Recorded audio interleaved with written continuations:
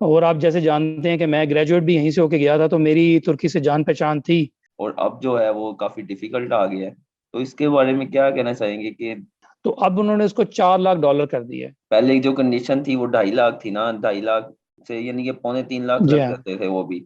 अभी 4 लाख कर दिया है। हाँ, अब उन्होंने एक सिर्फ शर्त रखी है कि आपको जो है ना उसकी इवैल्यूएशन रिपोर्ट दोबारा करानी पड़ेगी। थोड़ा सा ये फॉरेनर से वेरी होते हैं क्योंकि इनकी हिस्ट्री इस तरह की है। लेकिन जिनके पास कम पैसे हैं, लाइक 20-30 हज़ार डॉलर है, वो उनको मैं यही मशवरा देता हूँ कि वो टर्की ना जाएं, यूरोप चले जाएं। तो अभी भी यहाँ पे 10,000 लिरे आपके लिए काफी है मंथली। इस्तांबुल से लोग चले गए थे यहाँ से, यहाँ पे खाली पड़े हुए थे घर, इनके घर चढ़ नहीं देते, तो उस वक्त ये सिचुएशन थी। लेकिन $75,000 की प्रॉपर्टी लेके रेजिडेंट परमिट ले सकते हैं, या $50,000 की छोटे शहरों में। यहाँ तो इन्वेस्टमेंट हो आपके पास, यहाँ पे प्रॉपर्टी में इन्वेस्टमेंट कर सकें या बिजनेस में कर सकें। अस्सलाम वालेकुम गाइस, क्या हाल है? सब ठीक हैं? मैं हामिद अब्बास अदनान भाई के साथ अगेन एक इंटरव्यू, एक इनके साथ हुआ था, एक अब जूम पे कर रहे हैं। तो इनसे थोड़ी इन्फॉर्मेशन लेनी थी, वो इन्होंने शेयर करनी, थोड़ी नहीं काफ़ी ज़्यादा है, क्योंकि तकरीबन 1 साल के बाद कोई ये इंटरव्यू लेने लगा हूँ मैं इनसे। तो काफ़ी इन्फॉर्मेशन इन्होंने बतानी थी, तो वो शेयर करनी थी आपसे। तो इनको कहा था कि आप जूम पे आके शेयर कर सकते हैं।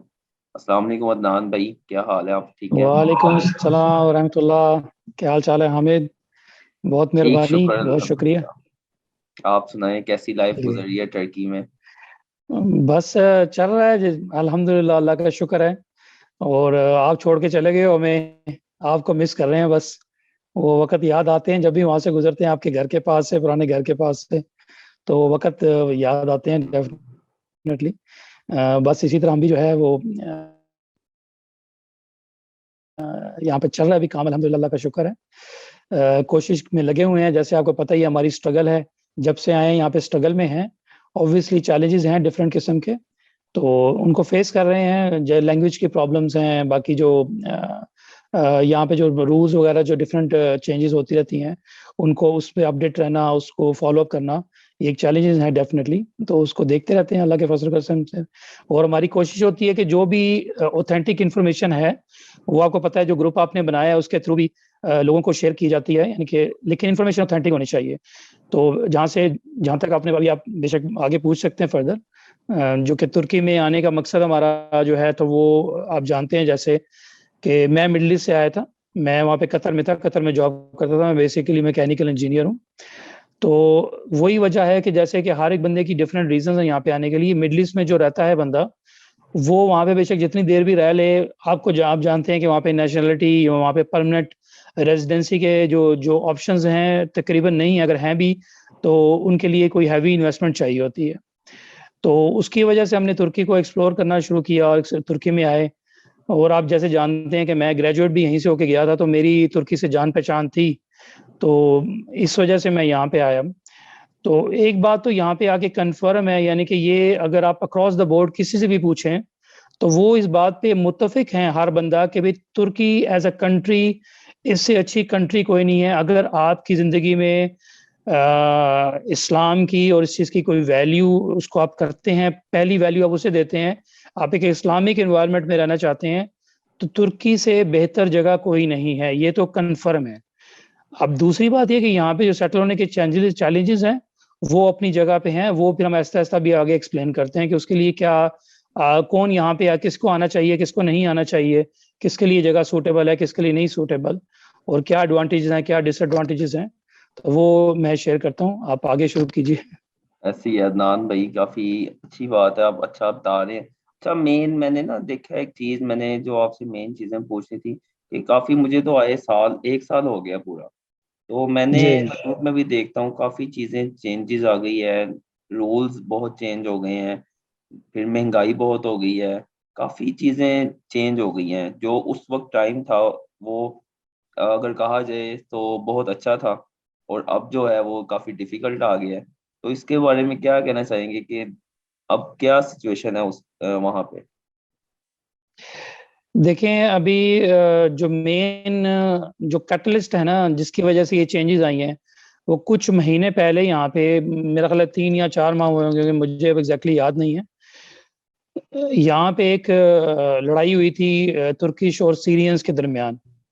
तो उसमें जो तो 2 तुर्किश हैं वो मारे गए थे, सीनियर्स ने उनको मार दिया था। ये अब इसके बारे में हम, क्योंकि ज़ाहिर है ये पुलिस वाला चीज़ है, इस पे हम ज़्यादा डिस्कस नहीं करेंगे, लेकिन इस तरह की कुछ न्यूज़ थी। उसके बाद फिर यहाँ पे जो है ना, इन्होंने ये इमिग्रेशन के हवाले से डेफिनेटली लोगों के खिलाफ, लोगों के दिलों में नफरत और ये चीज़ें, तो वहां से ये कैटलिस्ट शुरू हुआ है सारा। फिर उसके बाद रिसेंटली जो इन्वेंट हुआ है वो यूक्रेन की वार हुई है। यूक्रेन की वार की वजह से ज़ाहिर है रशिया पे पाबंदी लगी है, यूक्रेन वाले काफ़ी जो है ना वो हिजरत करने पे मजबूर हुए हैं। तो उसकी वजह से काफ़ी लोग, क्योंकि ये इनके नेबर में है, तो काफ़ी लोग यहाँ पे इमिग्रेट करके आ रहे हैं, और रशियंस काफ़ी अमीर भी हैं जो कि यहाँ पे अपने पैसे इन्वेस्ट कर रहे हैं। तो ये 2 चीज़ें हुई हैं जो कि मेरा ख्याल है मेजर रीजंस हैं जिसकी वजह से ये चेंजेस आई हैं। अब चेंजेस क्या आई हैं? पहली तो चेंजेस है जो कि नेशनलिटी के हवाले से $2.5 लाख की पहले आप इन्वेस्ट करते थे, प्रॉपर्टी लेते थे। 1, 2, 3, 4 जितनी मर्ज़ी प्रॉपर्टी, टोटल वैल्यू उसकी $2.5 लाख होनी चाहिए थी। उस पे आपको ये 3 से 6 माह में नेशनलिटी मिल जाती थी यहाँ की। आपको, आपकी फैमिली को, और जो बच्चे जो 18 साल से छोटे हैं उनको नेशनलिटी पासपोर्ट मिल जाता था। अब उसके बाद डेफिनेटली इन्होंने, ज़ाहिर बात है कि यहाँ पे ये काफ़ी इन्फ्लक्स आया है रशियंस का, तो may be that's the reason, may be that, क्योंकि आगे इलेक्शन ईयर भी है, कुछ कोई भी रीज़न अब हम उसके, क्योंकि ना हमें पता है कन्फर्म, क्योंकि इनकी थिंकिंग हमें नहीं पता कि ये क्या सोच रहे हैं, लेकिन हम सिर्फ गेस कर सकते हैं। तो हमारी गेस के मुताबिक ये रीजंस हैं। तो अब उन्होंने उसको $4 लाख कर दिया है। तो ये बात तो क्लियर हो गई, $4 लाख की आप इन्वेस्टमेंट करेंगे, प्रॉपर्टी $4 लाख की लेंगे, और उसके बाद फिर आप जो है ना नेशनलिटी के लिए एलिजिबल होंगे, आप अप्लाई कर सकेंगे नेशनलिटी के लिए, आपके और आपके जो बच्चे 18 साल से छोटे हैं उनके लिए। तो अब ये तो बिल्कुल क्लियर रूल है, और ये बाकायदा पब्लिश भी हो चुका हुआ है, इसमें कोई एम्बिग्विटी नहीं है, ये बिल्कुल क्लियर है। ये $4 लाख हो चुकी है, ये इम्प्लीमेंट हो गई हुई है।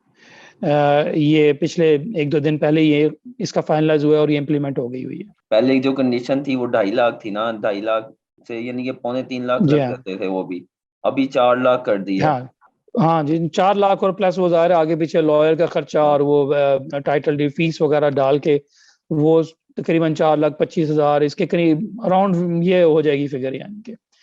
तो सही। वो चीज़ है। तो अब ये तो चीज़ बिल्कुल क्लियर है, लेकिन बाकी चीज़ें जो है ना, जो जिन्होंने रेजिडेंस परमिट के हवाले से किया है, वो आज मैंने ग्रुप में वैसे शेयर किया है, एक जो इनके इंटीरियर मिनिस्टर का इंटरव्यू पब्लिश हुआ है, तो उसमें उन्होंने क्लियरली मेंशन किया है जो डिटेल्स हैं उसकी रेजिडेंट परमिट के लिए। तो उसमें जो जो बात है ना, लोगों को जो कंफ्यूज कर रही थी, वो ये थी कि ये 50,000 और $75,000 की जो उन्होंने शर्त लगाई है, ये किस तरह से इम्प्लीमेंट हुई है? क्या ये नए लोगों के लिए है कि ये पुराने लोगों के लिए है? क्या ये जो लोग वो हैं जिन्होंने पहले प्रॉपर्टी ली थी लेकिन किमलिक अप्लाई नहीं किया था और वो चले गए थे, तो अब जाके अप्लाई करेंगे, तो क्या उन पे भी अप्लाई होगी?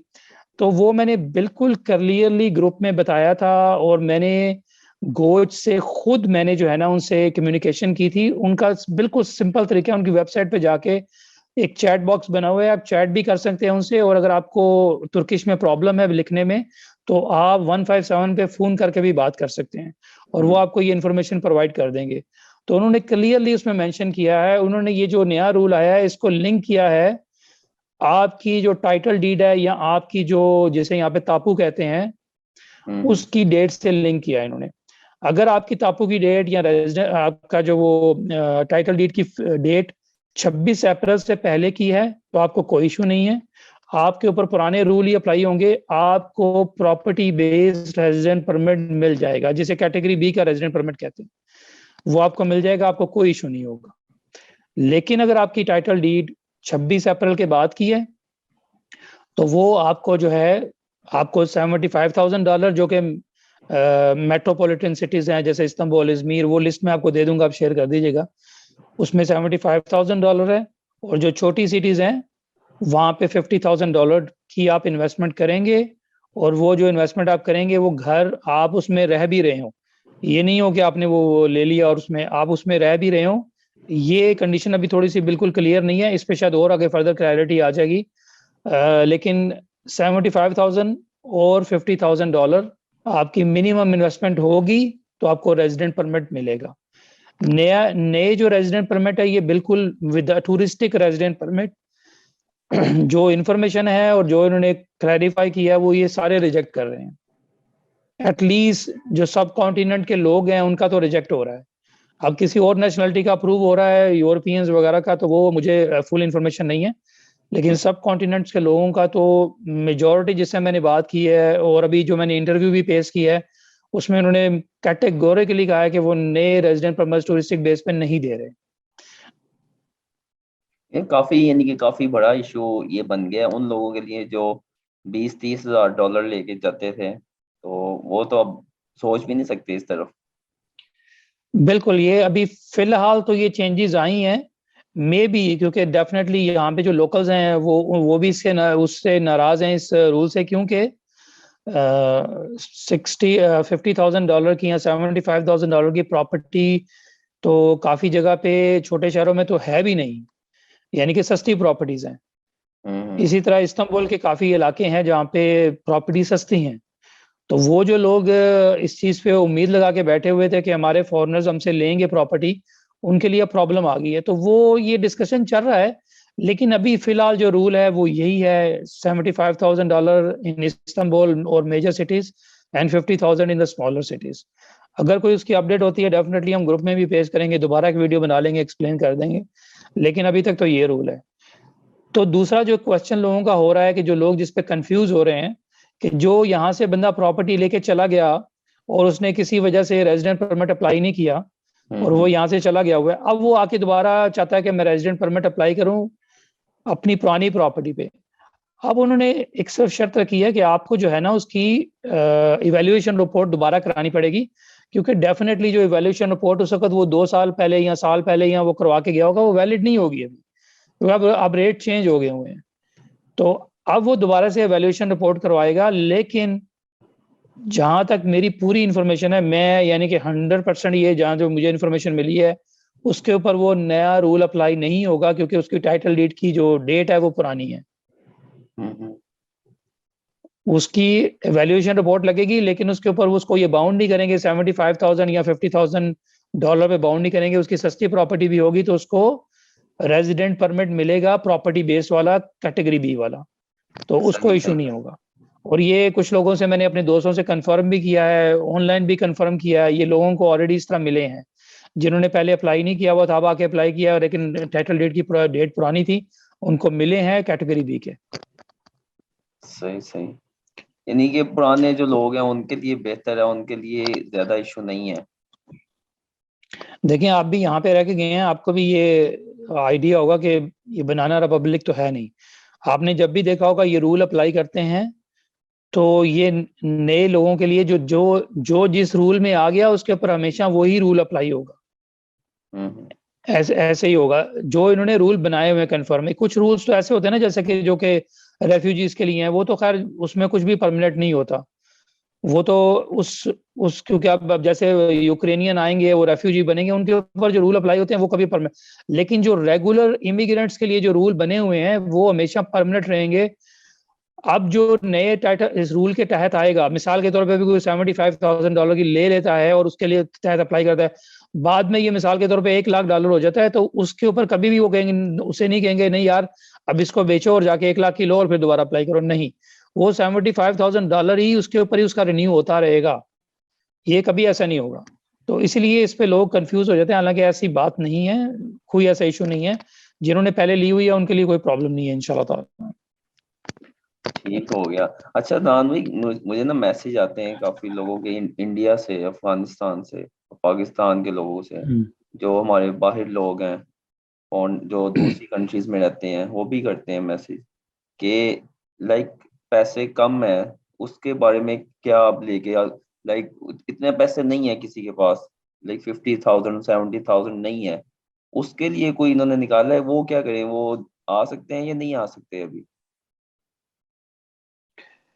देखें, उसके लिए थोड़ा सा कॉम्प्लिकेटेड इशू है कि आप यहाँ पे आके यानी कि वहाँ से आप बिजनेस वीजा लें, बिजनेस वीजा अप्लाई करें और कहें कि मैंने यहाँ पे आके कंपनी ओपन करनी है, तो कंपनी आप यहाँ पे ओपन करें, यहाँ पे आप यहाँ पे आके कंपनी रजिस्टर करवा लें उसके थ्रू, लेकिन उसके लिए फिर वही बात है कि देखें इन्वेस्टमेंट कम है, तो मैं तो आपको सीधी सी बात कहूँगा ना यहाँ पे कंपनी ओपन करवाने की जरूरत है।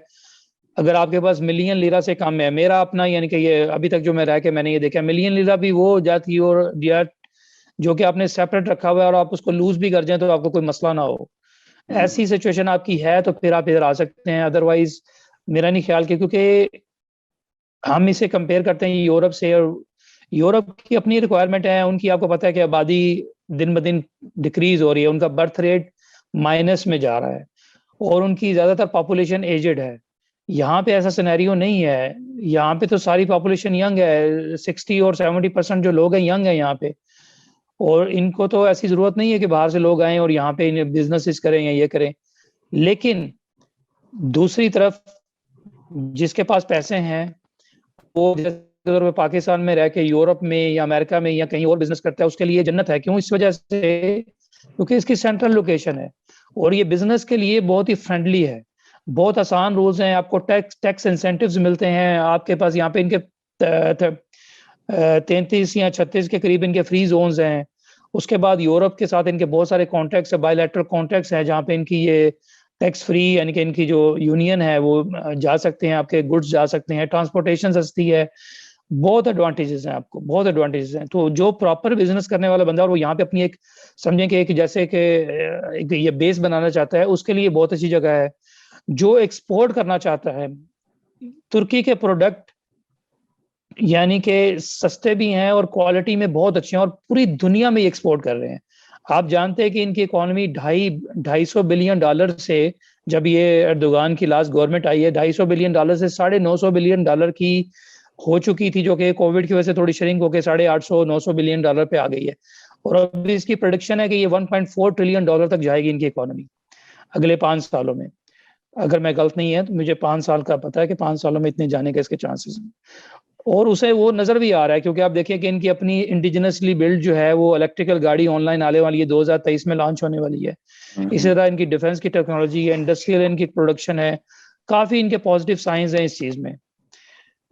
तो उसकी वजह से यहाँ पे इन्वेस्टमेंट के लिए बहुत अच्छी ऑप्शन है। जिसके पास इन्वेस्टमेंट है और वो यहाँ पे बिजनेस करना चाहता है, उसके लिए बड़ी उनको उसको टैक्स इंसेंटिव्स भी मिलेंगे, बहुत बहुत यानी कि आसानी है उसके लिए, कोई रेड टेप नहीं है, कुछ नहीं है, बहुत ही सिंपल है प्रोसेस। तो ये चीज है। लेकिन जिनके पास पैसे नहीं है वो, मैं इस पॉइंट ऑफ व्यू से कि मैं यहाँ जॉब कर लूंगा, मैं यहाँ पे छोटे मोटे बिजनेस कर लूंगा, वो यहाँ पे ना आए तो बेहतर है।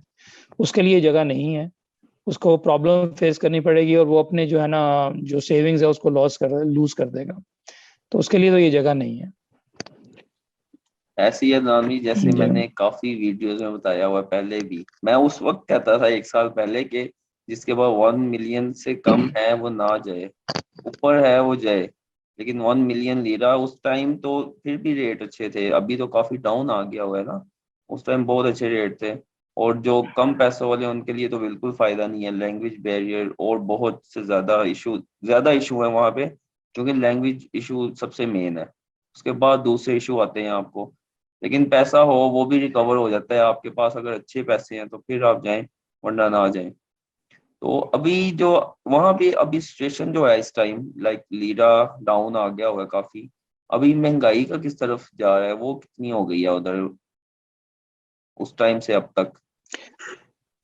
देखें, ये जो महंगाई की लहर आई हुई है ये इस वक्त पूरी दुनिया में आई हुई है। अब अमेरिका में जहाँ पे कभी भी इन्फ्लेशन बहुत ही कम होती थी, 2 या 3% से ज्यादा नहीं होती थी, वहां पे भी कुछ आइटम्स की 15-20% और नॉर्मली 8% जा रही है उनकी इन्फ्लेशन रेट। तो पूरी दुनिया में ये महंगाई का है। और यहाँ पे यूक्रेन वार की वजह से आपको पता है पेट्रोल इनका ज्यादातर रशिया वगैरह से आता था, तो वो 12 लीरे से उठा के वो भी 27-28 लीरे का हो गया हुआ है। तो इस वजह से, और फिर इनकी जो है ना ज़राई अजनास वगैरह वहां से आती थी, काफी गंदम वगैरह आती थी, और काफी इनकी जो एक्सपोर्ट थी इम्पोर्ट से यूक्रेन से काफी ज्यादा थी।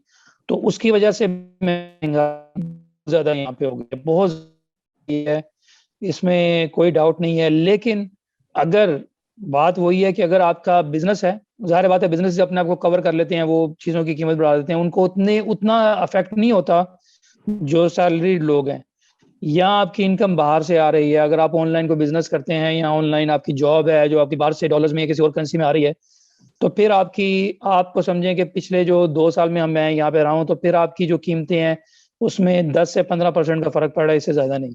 लेकिन अगर लीरे में आप देखें तो ये तो आप समझे कि 100% से भी ज्यादा का फर्क पड़ गया हुआ है। बल्कि 100% 200% भी फर्क पड़ गया कुछ चीजों का। इसी तरह देखें, प्रॉपर्टी की बात है, जहाँ पे मैं रह रहा हूँ, आप जानते हैं कि यहाँ पे 3 लाख लिरे का 1+1 मिलता था, तो अब यहाँ पे 1.8 मिलियन लिरे से स्टार्ट हो रहा है 1+1। तो प्रॉपर्टी भी बड़ी ल्यूक्रेटिव इन्वेस्टमेंट है, लेकिन जो लोग हिम्मत करते हैं, क्योंकि जाहिर है उस वक्त कोविड था, कोविड में मार्केट डिप्रेस थी, उस वक्त जिन लोगों ने इन्वेस्ट कर लिया वो अब इस वक्त they are reaping the benefits. तो ऐसे ही है कि प्रॉपर्टी देखें यहाँ पे, इसकी क्योंकि सेंट्रल लोकेशन है ना, आपके इसके इर्द गिर्द के इलाकों को जो है ना उसका जायजा लें। इराक का देखें, सीरिया का देखें, उसके बाद ईरान को देखें, अफगानिस्तान को देखें, सब जगह जो है ना हालात बहुत ख़राब हैं। ईरान के ऊपर सैंक्शंस हैं, सीरिया में जंग लगी हुई है, इराक में इकोनॉमी, जंग, हर चीज़ वहाँ पे है। उसके बाद लेबनान का भी बहुत बुरी कंडीशन है इकोनॉमी वाइज। जॉर्डन में भी इतनी अच्छी कंडीशंस नहीं है। तो इस वजह से यहाँ पे एक और यूरोपियन वगैरह अपने टैक्स को बचाते हैं, वो यहाँ पे देखते हैं कि वो वहां से उनको पेंशन आ रही है और यहाँ पे उनको बहुत सस्ता पड़ेगा। ऑब्वियसली अगर यूरोप से आपकी कमाई आ रही है तो ये तो फिर भी आपके लिए बहुत सस्ता है, हर लिहाज से सस्ता है। तो ये लोगों के पास, लोग ऐसे बहुत हैं जिनके पास बहुत इंसेंटिव है यहाँ पे शिफ्ट होने का। तो डिमांड यहाँ पे भी पिछले महीने यहाँ पे जो रियल एस्टेट की जो इन्वेस्टमेंट है वो 26% बढ़ी है। तो ये चीज़ है, डेफिनेटली कुछ लोग ये नए रूल्स की वजह से आउट हो गए हैं, क्योंकि जाहिर सी बात है उनके पास इतनी इन्वेस्टमेंट है, लेकिन यहाँ पे डिमांड हमेशा रह रही है और बढ़ती ही जा रही है। अभी वो मैं उनकी न्यूज़ पढ़ रहा था कि उन्होंने 8 मिलियन जो है ना इलीगल लोगों को आने से रोके, 8 मिलियन लोगों को। 8 मिलियन लोग कितने होते हैं, उनको इन्होंने बॉर्डर पे जो है ना अपनी वो डिफरेंट सर्वेलेंस से वगैरह वगैरह तरीके से रोका है जो इलीगली आना चाहते थे। तो यहाँ पे हमेशा इसी वजह से जो है ना ये प्रॉपर्टी की डिमांड और ये बाकी बिजनेसेस वगैरह की हमेशा डिमांड रहती है, और वो ऊपर से ऊपर ही जाती जा रही है इनकी इकोनॉमी। लेकिन लीरे की आपको पता है मैनिपुलेशन है, लीरे की इंटरनेशनल में फ्री ट्रेडिंग है जो कि पाकिस्तानी रुपीस वगैरह की नहीं है। इसकी वजह से इस लीरे में बहुत फ्लक्चुएशन आती है। यहाँ पे लीरा आप ट्रेड कर सकते हैं इजीली, आपको पता है, आप बाइनेंस पे भी जाके लीरा ट्रेड कर सकते हैं, आपको पता है ना, क्रिप्टो एक्सचेंजेस पे भी।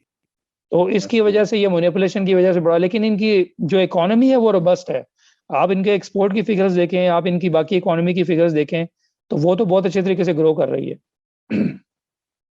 ऐसी है अभी हालात उधर, वो यानी कि पहले से बेहतर है। सिर्फ महंगाई देखी जाए तो वही लीरे की वजह से यार, लेकिन जो लोग वहां थे उनको तो जाहिर फील हुई होगी ना। अभी जिसने बाहर से, उसको तो फील नहीं हुई, उसको तो पता नहीं चलेगा इतना। हाँ हाँ, डेफिनेटली जिसने हमारी तरह थोड़ी सी बेवकूफ़ी कर ली थी, वो ज़्यादा लीरे चेंज करवा के रख लिए थे, वो तो वाकई नुकसान में आया होगा। क्योंकि लीरा काफ़ी ज़्यादा एकदम से, आपको पता है हम जब आए थे तो 8.5 के करीब या 8 के करीब था, हाँ तो जी। काफ़ी ज़्यादा डिक्रीज हुआ। तो इसीलिए जिसके बाद से फॉरेन है, मैंने ये भी बताया कि उसको तो इतना इफेक्ट नहीं है, लेकिन लोकल लोगों के लिए काफ़ी डिफिकल्टी है। लेकिन उसके लिए ये सैलरीज भी बढ़ा रहे हैं और गवर्नमेंट उनको इंसेंटिव्स भी दे रही है अपने लोगों के लिए, तो वहां से उनको कुछ कुशन मिल रहा है गवर्नमेंट की तरफ से। लेकिन ओवरऑल जो है ना पूरी दुनिया में इस वक्त, पाकिस्तान को देख लें, इवन के यूरोप वगैरह कहीं पे भी देख लें, महंगाई बहुत ज्यादा हो रही है, बहुत ज्यादा महंगाई हो रही है और चीजों की किल्लत हो रही है। आपको पता है ये वार की वजह से 70% जो सनफ्लावर ऑयल है उसकी जो सप्लाई है वो मार्केट से जा चुकी है, क्योंकि ये यहीं से आता था तो इसी तरह फूड इन्फ्लेशन वगैरह ये सारी बहुत ज्यादा बढ़ गई हुई है। लेकिन अब ये सारी बातों के बावजूद अगर मैं देखूं कि तुर्की को अगर मैं एज अ देखूं एज अ होम, अगर आपके पास पैसे हैं, आपके पास इन्वेस्टमेंट है, तो आप देखेंगे जैसे यहाँ पे हेल्थ केयर की आपने फैसिलिटीज देखी हैं, कितनी जबरदस्त वर्ल्ड क्लास हेल्थ केयर की फैसिलिटी। यहाँ तक कि यूरोप से भी लोग यहाँ पे आते हैं इलाज करवाने के लिए, अमेरिका से आते हैं। उसके बाद आपने ट्रांसपोर्टेशन सिस्टम देखा होगा, वर्ल्ड क्लास है, आपको कोई इशू नहीं है ट्रांसपोर्टेशन सिस्टम यहाँ पे यूज करने का।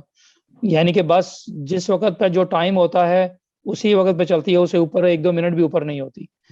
इसी तरह आपने देखा है कि यहाँ पे जो सिक्योरिटी है वो भी बहुत अच्छी है। हेल्थ केयर का सॉरी, ये जो इन्वायरमेंट है इतनी क्लीन है, इतनी हेल्दी है कि यहाँ पे इंसान एक अगर अपना ख्याल रखे तो बड़ी हेल्दी लाइफ गुजार सकता है। यहाँ पे इन्वायरमेंट बहुत साफ सुथरी है, नेचुरल जगह आप देखें, इस्तांबुल में रहते हुए आप जो है बिल्कुल, एक पूरा जंगल भी है पूरे इस्तांबुल में और ग्रीनरी बहुत ज्यादा है, और मौसम आपने देखा ही होगा कितना जबरदस्त मौसम है। सही है। और लोग यहाँ के, अगर आप जनरली आप देखें लोगों का बिहेवियर, यानी कि यकीन करें मैं मिडिल ईस्ट में भी रहा हूँ, यूरोप में भी कुछ अर्से रहा हूँ, अमेरिका में भी रहा हूँ। यहाँ के लोग अगर एज अ कंपेयर करें तो बहुत अच्छे हैं, बहुत फ्रेंडली हैं, हर लिहाज से आपको जो है ना फैसिलिटेट करते हैं। थोड़ा सा ये फॉरेनर से वेरी होते हैं क्योंकि इनकी हिस्ट्री इस तरह की है, लेकिन जब ये आपसे आपसे जान पहचान हो जाती है, आपने खुद भी देखा होगा, तो हाँ ये जी। बहुत आपको अकोमोडेट करते हैं, बहुत फैसिलिटेट करते हैं, बहुत आपकी रिस्पेक्ट करते हैं। तो रहने के लिहाज से I think this is ideal place हर लिहाज से। नहीं लेकिन वो शर्त वही है कि आपके पास इन्वेस्टमेंट हो। बात वही आती है रहने के लिए। मैं खुद कहता हूँ कि टर्की रहने के लिए बहुत अच्छा है। मैंने जितनी कंट्रीज विजिट की हैं, मुझे टर्की रहने के लिए बेस्ट कंट्री लगी है कि इस जैसा जी माहौल, इस जैसे चीजें, खाने पीने की चीजें देखो। फिर सबसे अच्छी चीज आप वहाँ का एनवायरनमेंट, वो आउट क्लास है कि वहाँ पे आपको सस्ती और अच्छी चीज मिलेगी। इसके अलावा जी एक जिंदगी गुजारने के लिए यही चीजें चाहिए होती है। एंड पे आपका देखें, सबसे पहले आपका आ जाता है फिर वो जो मेन रीजन जिसकी वजह से इंसान परेशान होता है, बिजनेस। बिजनेस की वजह से लोग जो है ना थोड़ा होते हैं कि बिजनेस क्या करना है वहां पे आगे, उसकी वजह से लोग डिस्टर्ब होते हैं। उसकी वजह जाहिर बिजनेस नहीं होगा यहाँ तो। जो दूसरी कंट्रीज में लाइक यूरोप हो गया, यूके, अमेरिका, वहां पे रहते हैं फैमिली इधर बुला, वो बेहतर है। लेकिन यहाँ पे बिजनेस अगर नहीं मिलेगा लोगों को तो फिर लोग नहीं आएंगे। मेरा भी यही, आपको आपके सामने यही सिचुएशन थी कि बिजनेस नहीं था, फिर वो हैपन हो गया, यहाँ पे आना पड़ा। लेकिन अभी प्लान जाहिर है, मैं तो यही मशवरा देता हूँ हर एक को। आप कह रहे टर्की, टर्की बेस्ट है पैसे वालों के लिए। लेकिन जिनके पास कम पैसे हैं, लाइक 20-30 हज़ार डॉलर है, वो उनको मैं यही मशवरा देता हूँ कि वो टर्की ना जाएं, यूरोप चले जाएं आगे, यूके चले जाएं, वो बेस्ट है उनके लिए। बिल्कुल इससे बिल्कुल। वो पैसे उधर भी का रुख हैं कर। और आपके पास कोई बिजनेस प्लान भी हो, पैसे भी और हाँ बिजनेस प्लान भी हो, आपके पास एक्सपीरियंस भी हो बिजनेस का। अब ये नहीं है कि आप पैसे लेके आ जाओ और आपको पता नहीं है बिल्कुल बिजनेस का। हाँ जी। तो अगर आपके पास एक्सपीरियंस भी है और आपके पास बिजनेस प्लान बना हुआ है और आपके पास क्लियर अंडरस्टैंडिंग है, तो फिर आप यहाँ पे बिजनेस कर सकते हैं। अदरवाइज फिर अगर आपके पास इतने ज्यादा पैसे हैं, फिर ये है कि आप फिर रियल एस्टेट में इन्वेस्ट कर दें और उसके जो किराए से, जो कि यहाँ पे आपको पता है रेंटल इनकम इतनी ज्यादा नहीं है, जो कि नॉर्मल अगर आप आपका घर किराए पे जाएगा तो आपको 3 से 6%, 3 to 6% आपका रिटर्न ऑन इन्वेस्टमेंट आएगा, जो कि बहुत कम है। लेकिन अगर आप कोई ऐसी प्रॉपर्टी ले लेते हैं जो कि आप एयरबीएनबी पे देख सकते हैं या उसमें शॉर्ट टर्म सॉरी जो डेली रेंटल पे दे सकते हैं जिसको, तो वहां पे आपकी जो रेंटल इनकम फिर जो है ना वो 10+ जा सकती है। Return of on investment it can go 10% and above that. लेकिन अदरवाइज रेंटल इनकम इतनी ज्यादा नहीं है।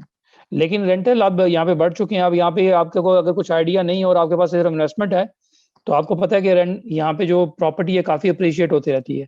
तो उसके लिए सबसे सेफ है, आपके पास पैसे ज्यादा हैं तो आप यहाँ पे आके प्रॉपर्टीज ले लें और प्रॉपर्टी के रेंटल से भी आप, यानी कि आपके एक नॉर्मल, अगर आपकी फैमिली, मैं 2 बंदों की फैमिली की बात करूंगा, बच्चों का तो जाहिर सी बात है वो डिफरेंट है, वो गवर्नमेंट के स्कूल में पढ़ेंगे, इधर प्राइवेट स्कूल में पढ़ेंगे, डिफरेंट डिफरेंट वो ऑप्शंस हैं।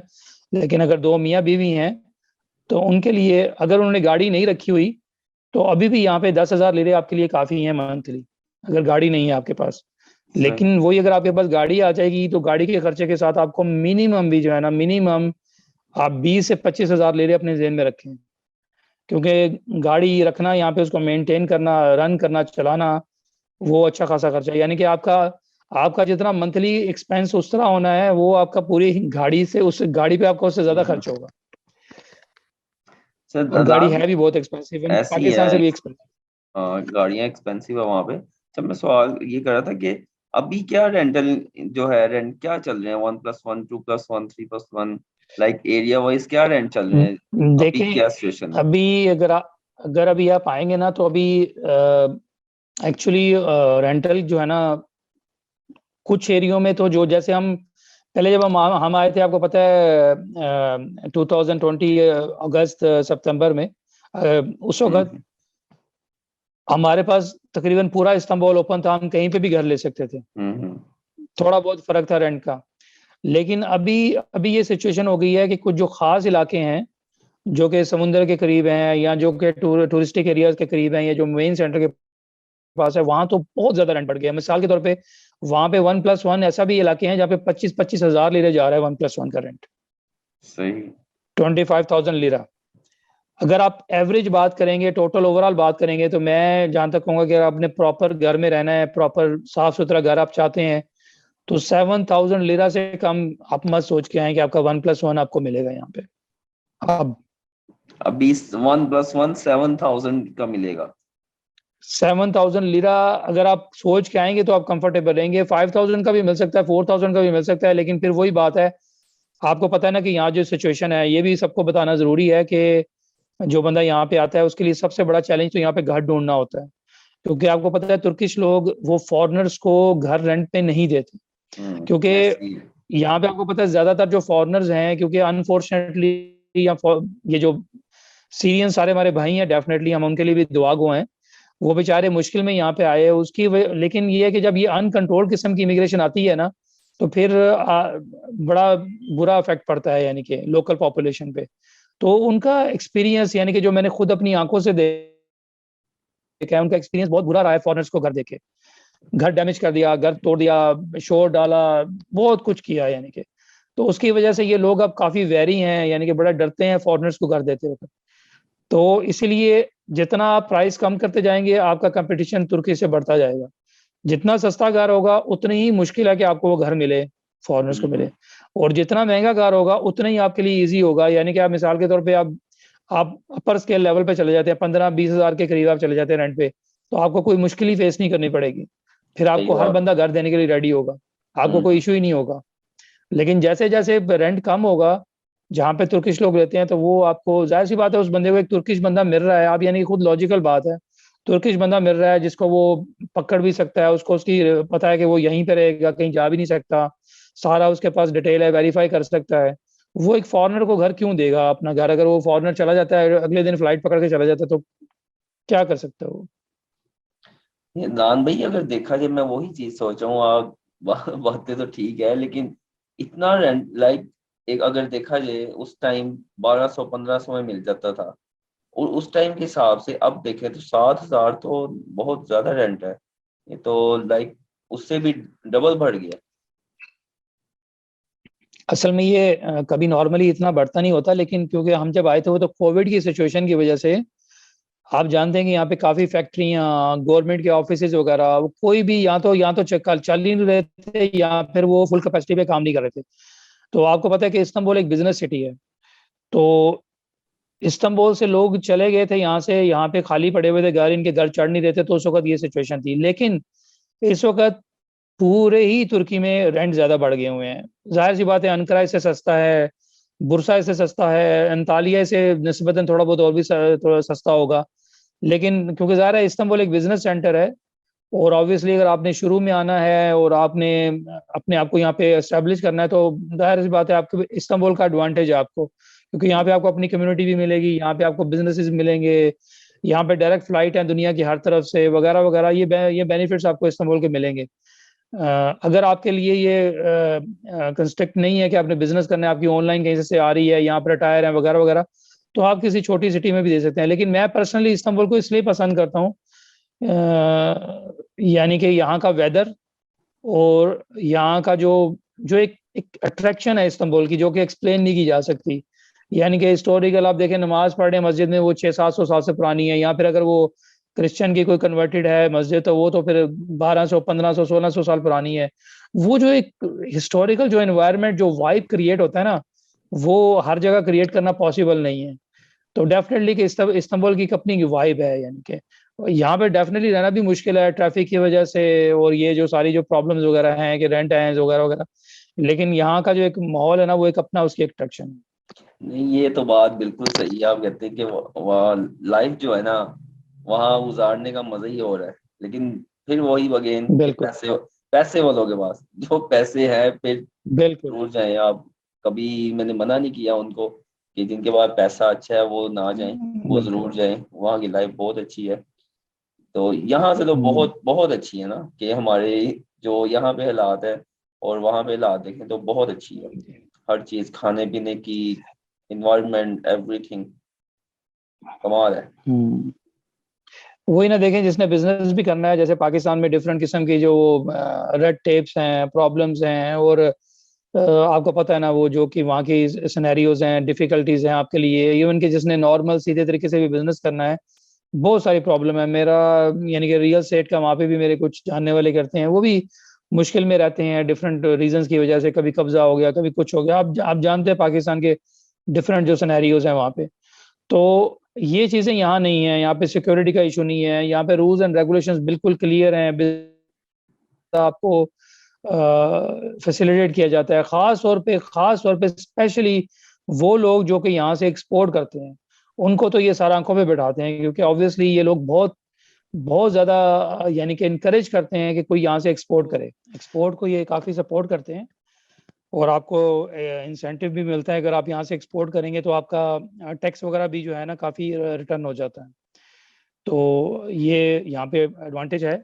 और ऑब्वियसली इनके कोई बायलैटरल एग्रीमेंट इस तरह के हैं कि यहाँ से एक्सपोर्ट करना आसान है, और तुर्की की जो प्रोडक्ट है उनको मार्केट करने की जरूरत ही नहीं है। तुर्की की जो प्रोडक्ट है वो वर्ल्ड रिनाउंड है, यानी कि यूरोप में भी इनकी इलेक्ट्रॉनिक से लेके इनकी फूड आइटम से लेके हर जगह जाती हैं, और इसी तरह मिडिल ईस्ट में भी यही है। और अगर तुर्की का मेड इन तुर्की बना देंगे तो you don't to convince anybody for the quality. तो इट इज अंडरस्टूड कभी इसकी क्वालिटी बहुत अच्छी है, यानी कि वो तुर्की के प्रोडक्ट की क्वालिटी है और वो मानी जानी जाती है। तो इस पॉइंट ऑफ व्यू से मैं बात कर रहा था।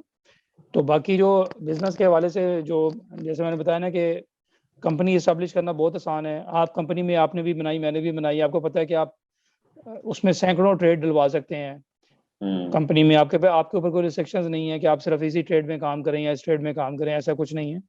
और कंपनी की रिन्यूअल भी यहाँ पे कुछ नहीं होती, सिर्फ मामूली सा टैक्स होता है। वो यहाँ पे वो वहाँ तक जो है ना बहुत आसानी है, इन्होंने फैसिलिटेट किया हुआ है आपके लिए इस चीज़ को। लेकिन इन्वेस्टमेंट और ये चीज़ें, ये और प्लान, ये तो सारा आपके पास होना चाहिए, otherwise it's not going to work out. सही। अच्छा नानवी, आप भी क्या सिचुएशन, आप लाइक बिजनेस के बारे में क्या कहते हैं, आप क्या कर रहे हैं, आपका क्या प्लान चल रहा है उसके बारे में क्या, जैसे आपने पीछे रियल एस्टेट का बताया था आप उसमें कर रहे हो, उसमें क्या इन्फॉर्मेशन है आपके पास जो बेस्ट है लोगों के लिए? देखिए रियल एस्टेट का तो सिचुएशन आप जानते ही हैं कि यहाँ पे वो जो सिनेरियो है, एक तो ये है कि जिसने नेशनलिटी लेनी है, अब डेफिनेटली वो थोड़ा सा उसमें अब इशू है, क्योंकि वो अब $4 लाख की हो गई है। अब मैं ये समझता हूँ कि जो लोग, यानी कि कुछ ऐसे यूरोपियन कंट्रीज हैं जहाँ पे आप 3.5 लाख यूरो वगैरह में वहाँ पे आप जा सकते हैं। लेकिन जो मेरा पॉइंट ऑफ व्यू है, definitely somebody can agree with me और नो, कि यूरोप में ऑलरेडी हर ज़्यादातर कंट्रीज में राइट विंग जो गवर्नमेंट्स हैं, जो कि एंटी इमिग्रेंट्स हैं, जो एंटी इस्लाम है स्पेसिफिकली, वो आगे आ रही हैं। और दिन ब दिन यूरोप में जो है ना वो डिस्क्रिमिनेशन, आपको पता है, हेट अटैक्स वगैरह वगैरह, जैसे फ्रांस में उन्होंने वो स्कार पे पाबंदी लगा दी वगैरह वगैरह। तो ये चीज़ें वहाँ पे बढ़ती जा रही हैं। तो मेरा ख्याल है लॉन्ग टर्म के लिए वो जगह भी सूटेबल नहीं रहेगी। हाँ ये है कि अगर आप वहाँ जाके पासपोर्ट लेके लेकिन जहाँ तक मेरी इन्फॉर्मेशन है, यूरोप में फ़ौरन कहीं पे भी पासपोर्ट नहीं मिलता। आपको गोल्डन वीज़ा वगैरह मिलता है, लेकिन आपको वहाँ पे रहना पड़ता है, देखना पड़ता है, फिर पासपोर्ट अगर मिल भी जाता है तो पासपोर्ट लेके फिर उसके बाद आप, वो आपके लिए एक अच्छा ऑप्शन है। ज़ाहिर है यूरोप का पासपोर्ट, उसकी एक अपनी वैल्यू है बिजनेस के हवाले से, फ्री ट्रैवल के हवाले से। लेकिन परमानेंट रेजिडेंस के लिए फिर भी अगर आप इस्लामिक पॉइंट ऑफ व्यू से देखें तो तुर्की भी आपकी फिर भी पहली चॉइस होगी। और अभी तक मैंने यहाँ पे काफ़ी जगह से जो यूरोप से भी लोग आए हैं, किसी को भी मैंने ये नहीं देखा कि वो उसको तुर्की पसंद ना आया हो। जो भी आता है कि he likes to call this at his home, ये तो बात क्लियर है। तो इसीलिए अगर आपके पास ऑप्शन है यहाँ पे, अगर आप नेशनलिटी नहीं लेना चाहते तो आप $75,000 की प्रॉपर्टी लेके रेजिडेंट परमिट ले सकते हैं, या $50,000 की छोटे शहरों में। और प्रॉपर्टी का जहाँ पे ये है कि प्रॉपर्टी की वैल्यू यहाँ पे बढ़ती रहेगी। इवन कि मैं कहता हूँ कि जिसके साथ कोई प्रॉपर्टी में हुआ भी है, उसको किसी ने महंगी प्रॉपर्टी भी बेच दी, जैसे लोग यहाँ पे फंस जाते हैं कुछ बड़ी कंपनियों के, उनके उसमें आ जाते हैं, तो वो भी at the end of the day he will still make some profit. अगर वो उसको होल्ड करके रखता है, आपको पता है 3 साल 4 साल अगर होल्ड करके रखेगा, फिर भी वो प्रॉफिट बना के जाएगा, नुकसान में वो भी नहीं जाएगा। लेकिन अगर आपने सही इन्वेस्टमेंट कर ली, आपको सही एडवाइस मिल गई इन्वेस्टमेंट के लिए, और जैसे अपकमिंग एरिया, जैसे कि वहाँ पे इस वक्त अभी अता शहर में वहाँ पे आपका जो है ये बिजनेस डिस्ट्रिक्ट बन रहा है, उसका बिजनेस सेंटर बना है, जहाँ पे तुर्की के जितने भी सारे बड़े बैंक हैं वो वहाँ पे शिफ्ट हो जाएंगे, यानी कि वो बिजनेस एक डिस्ट्रिक्ट बन जाएगा और वहीं से सारा जो है ना वो सारा ये बिजनेस वगैरह हैंडल हुआ करेगा। तो सारे बैंक्स का हेडक्वार्टर वहाँ पे अता शहर में मूव हो जाएगा। अब वो जो जगह थी वहाँ पे जिसने आज से 5 साल पहले या 10 साल पहले इन्वेस्ट कर लिया न्यूज़ पे के भी यहाँ पे होगा, अब वहाँ पे जो चीज़ आपको $10,000 में मिलती थी अब वो $3 लाख की हुई है। जब वहाँ पे कुछ भी नहीं था, जब ज़मीन थी खाली और वहाँ पे वो कुछ भी नहीं था, जिन्होंने उस वक़्त इन्वेस्टमेंट की और वहाँ पे ले ली, वहाँ पे अब बहुत ज़्यादा कीमत बढ़ गई है। इसी तरह इन्वेस्टमेंट अपॉर्चुनिटीज़ यहाँ पे निकलती रहती हैं। अब ये इस्तांबुल कनाल का प्रोजेक्ट है, इसके इर्द-गिर्द का जो अब ये भी देखें 10 साल में कंप्लीट होने वाला प्रोजेक्ट है। अगर इसको वाक़ई परस्यू किया गया और ये कंप्लीट हो गया, तो ये एक नया बॉस्फोरस बन जाएगा। इसके इर्द-गिर्द की जो प्रॉपर्टी है, उसमें मेरा ख़्याल है किसी बंदे को रॉकेट साइंस की ज़रूरत नहीं है, उसको समझ आया कि बहुत ऊपर जाएँगे। इसी तरह बहुत सारे एरिया में यहाँ पे प्रॉपर्टी में यानी कि ये एक अच्छी इन्वेस्टमेंट है प्रॉपर्टी के हवाले से। लेकिन ये है कि आपने ये नहीं कि लेके बेचने वाला वो सिस्टम नहीं है, आपको लॉन्ग टर्म इन्वेस्ट करना पड़ेगा। लॉन्ग टर्म लेके ज़ाहिर है प्रॉपर्टी कोई भी है, यहाँ भी देख लें, कोई भी कंट्री में देख लें, वो लॉन्ग टर्म ही ज़्यादा फ़ायदा देती है। शॉर्ट टर्म में छोटा ही फ़ायदा मिलता है। जी। नहीं, वो जैसे पाकिस्तान में होता है ना कि वो जैसे फ़ाइल ले ली और फ़ाइल आपने ले ली और फिर वो यहाँ पे सिस्टम नहीं है। यहाँ ना फ़ाइल होती है, ना कुछ होता है। यहाँ पे वही चीज़ होती है जो कि शुरू, लेकिन डेफ़िनेटली जब शुरू में जो लोग रिस्क लेते हैं, जब भी प्रोजेक्ट स्टार्ट नहीं हुआ होता, तुर्किश लोग ज़्यादातर उसी को इन्वेस्ट करते हैं। उनका रिस्क ज़्यादा होता है क्योंकि हो सकता है प्रोजेक्ट कंपनी डिफ़ॉल्ट कर जाए, कुछ हो जाए, कंप्लीट ना हो, लेकिन फिर रिवार्ड भी उनको ज़्यादा मिलता है। लेकिन जैसे हम लोग जो हैं, हम डरते हैं ज़ाहिर से, तो उसमें हमारे लिए फ़ीज़िबल यानी कि मुश्किल भी है कि भई नई जगह पे इन्वेस्ट कर दिया और वो प्रोजेक्ट स्टॉल हो गया या वो उसमें टाइम डिले हो गया। तो उसके लिए ये है कि आप प्रॉपर जगह पे जो नए अपकमिंग एरिया हैं, वहाँ पे इन्वेस्ट करें, जहाँ पे भी प्राइस बहुत ज़्यादा शूट अप नहीं किया, वहाँ पे इन्वेस्ट करें, वहाँ पे प्रॉपर्टी लें और उसको लेके रख के और फिर देखें आपकी वो डेफ़िनेटली एप्रिशिएट तो यहाँ पे हर जगह हो रही है। अगर आप ये लिरे वगैरह की फ्लक्चुएशन को निकाल के भी ना, यहाँ पे हर साल 15% तो मिनिमम एप्रिशिएट होती है। यानी कि 15% एट द बॉटम है। 100% वाले एरिया भी हैं, बहुत सारे उससे भी ज़्यादा वाले भी एरिया हैं, लेकिन 15% तो मिनिमम है इन्फ्लेशन वगैरह को निकाल के। काफ़ी ज़्यादा है ये, अगर देखा जाए ना। जी। जी सदनान हाँ। भाई काफ़ी टाइम ले लिया आपका। मुझे अभी ये कोई ऐसी इन्फॉर्मेशन जो रह गई हो, जो आपने बतानी हो, कोई इन्फॉर्मेशन?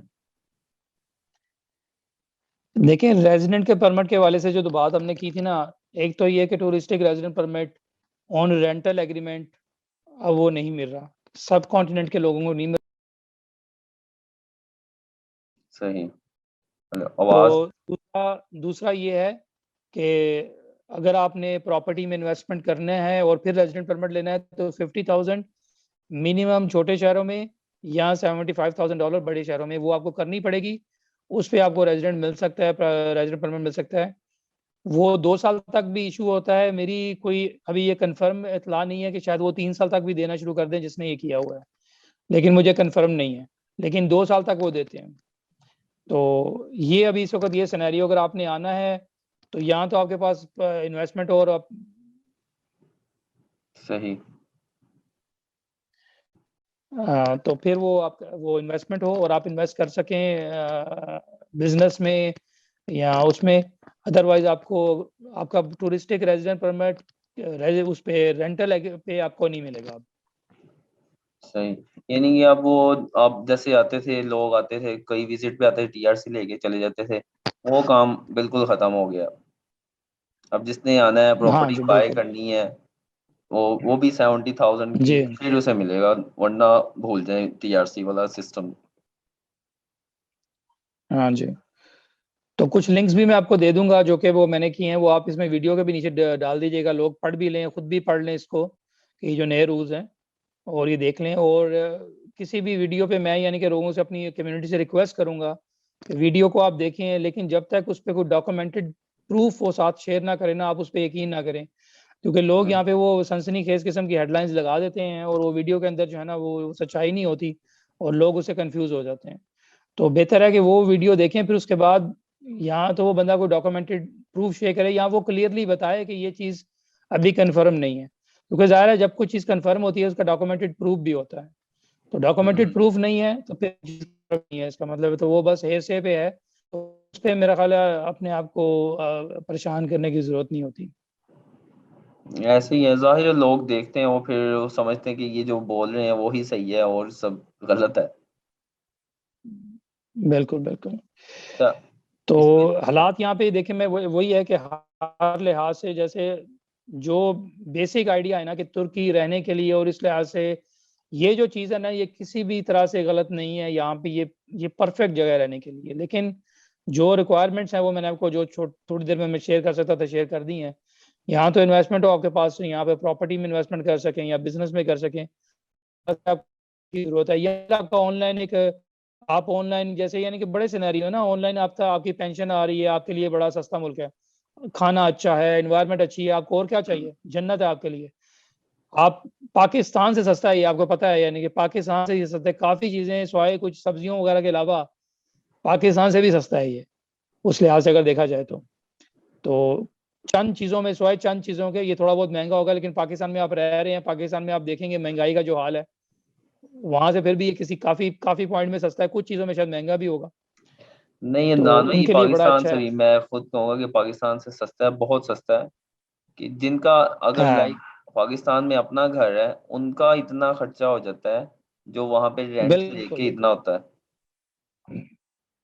अगर आप सिर्फ यूटिलिटी के बिल ही ले लें ना, यानी कि जैसे मेरा यहाँ पे जो बिजली का बिल जब आता है तो वो हम लोग ज़्यादा एसी भी नहीं लगाना पड़ता, आपको पता ही यहाँ पे तो 150 से 200 लीरे आता है, तो जो कि तकरीबन इस वक्त मेरा ख्याल है 5,000 रुपये बनते होंगे अगर मैं गलत नहीं हूँ तो, 5-6 हज़ार रुपये बनते हैं शायद मेरे ख्याल, नहीं नहीं, वैसे सॉरी, लीरा दो कम बनते हैं। तीन लीरा तीन हजार कितने के का है? करीब, 3-3 हज़ार के करीब वही बनते ना, हैं। 3,000 के करीब है। यहाँ यहाँ पे तो मैक्सिमम 3,000 यानी कि अच्छी खासी बिल आती है। हाँ, तो यूटिलिटी बिल से ही आप देख लें तो वहां पे ही आपको इतनी बचत आपकी हो जाती है, और फिर उसके बाद यहाँ बिजली तो जाती नहीं है, और ये चीज़ें वो तो बिल्कुल इश्यू ही नहीं है यहाँ पे। तो ये चीज़ें हैं जो कि यहाँ को पॉजिटिव करती हैं, लेकिन वही जगह जो जिन लोगों की ऑनलाइन इनकम आ रही है, जिनकी कोई पेंशन आ रही है, या वो कोई ऑनलाइन जॉब कर रहे हैं, उनके लिए तो ये परफेक्ट जगह है, वो यहाँ पे आके तुर्किश लैंग्वेज सीख लें। लैंग्वेज सीखने के बाद ये मैं पॉइंट एम्फेसाइज करना रह गया कि लैंग्वेज यहाँ पे की है जो कि जिससे हर ताला खुलता है यहाँ पे। जिसने यहाँ पे लैंग्वेज सीख ली वो यहाँ पे ऐसे ऐसे हो जाएगा, उसमें और तुर्किश में कोई फर्क ही नहीं रहेगा, क्योंकि ये फॉर्चुनेट है हमारे लिए कि काफ़ी तुर्किश की शक्लें भी हमारे से मिलती हैं और हमारा कल्चर भी मिलता है। इवन कि हम इनके फूड से भी हमें कोई हमारा फूड हमें हम ये इनका फूड भी बड़े अच्छे तरीके से एंजॉय कर सकते हैं। तो वो जब अपनी ज़बान बोलना शुरू कर देगा तो वो बिल्कुल यहाँ पे जम हो जाएगा, उसको कोई वो फील ही नहीं होगा कि वो फॉरनर है। मुझे कितनी दफ़ा मुझसे तुर्किश में बात करना शुरू कर देते हैं ये लोग, वो समझते वो कि तुर्किश है आज बंदा। तो आपके साथ भी ये ज़रूर डेफिनेटली हुआ होगा। तो वो ऐसे चीज़ नहीं है कि कोई तुर्किश हर शक्ल और रंग में आते हैं, हर शक्ल और रंग में है तुर्किश। वो गोरों की तरह नहीं है कि वो एक स्पेसिफिक है वो कलर, वो चीज़ नहीं है, हर शक्ल और रंग में तुर्किश है। नहीं, आप भी वैसे आधे टर्किश तो बन गए हैं कोई आपको देख के अगर कहे ना तो यही कहे कि ये टर्किश ही है। बस दुआ करो यार, आप भी दुआ करो, सब भी दुआ, हम लोग कोशिश कर रहे हैं, क्योंकि यकीन करो कि अगर यहाँ से जैसे आप भी गए हो, आप ये अपने दिल पे हाथ रख के कह सकते हैं जो बंदा यहाँ से जाएगा ना वो फिर इसको मिस जरूर करेगा, वो उसका दिल होगा कि यार मैं अब दोबारा इधर जरूर आऊँ, नहीं, बेशक जैसे भी आऊँ। ये तो मैंने काफी वीडियोस में कहा हुआ है, मैं टर्की जरूर जाऊंगा। क्योंकि टर्की, अगर मेरे पास जब जी मैं जरा सेटल हो जाऊं, मेरा प्लान है कि टर्की घूमने फिरने के लिए तो कमाल है। मेरा ये प्लान है कि मैंने इसे पूरा विजिट करना है टर्की को, क्योंकि टर्की विजिट करना बहुत हाँ, जरूरी है। इसका जो मुझे शौक है टूरिज्म विजिट का, बहुत, ये मैंने करना है लाजमी। विजिट करो और ब्लॉग भी बनाओ। आपको पता है जब आप यहाँ की वीडियोस बनाते थे तो उसके व्यूज, क्योंकि इसकी बहुत डिमांड है, यानी कि तुर्की की वीडियो हाँ जी, हाँ डालते जी। सारी बहुत ज्यादा, यानी कि लोगों का इंटरेस्ट है तुर्की के बारे में। आप यानी कि ऐसी देखें, है। मैं कभी पाकिस्तान, एक मैं आपको बात बताने मुझे जेहन में आ गई बात, मैं पाकिस्तान से कितनी दफा मिडिल ईस्ट गया हूँ, बाकी जगह गया हूँ, कभी किसी ने मुझसे एयरपोर्ट पे नहीं पूछा। इस दफा मुझसे एयरपोर्ट पे, पहले जो वो बंदा था, जो एयरलाइन वाला बंदा था, उसने मुझे पूछा कि वो वहाँ का किमली कैसे मिल रहा है अभी। मैं देख रहा हूँ कि वो मुझसे कैसे पूछ रहा है ये। फिर इवन के जो इमिग्रेशन ऑफिसर है उसने मेरी वो जो लेडी थी जो उसने मेरी वाइफ से पूछा, उसने वो जो लेडी थी उसने मेरी वाइफ से पूछा कि उत्थे तक किमले किस तरह बंदा पे उनमें है ये। अच्छा। तो मैं हैरान हो गया कि लोग यानी कि इतने ज्यादा इंटरेस्टेड हैं तुर्की के बारे में, उनको इतनी अवेयरनेस है तुर्की के बारे में। तो बहुत ज्यादा लोग यहाँ पे आना चाहते हैं और अल्लाह करे कि अभी ये जो आया ये $75,000 $50,000 इसको ये रिवाइज करें, और मुझे उम्मीद है कि ये रिवाइज हो जाएगा।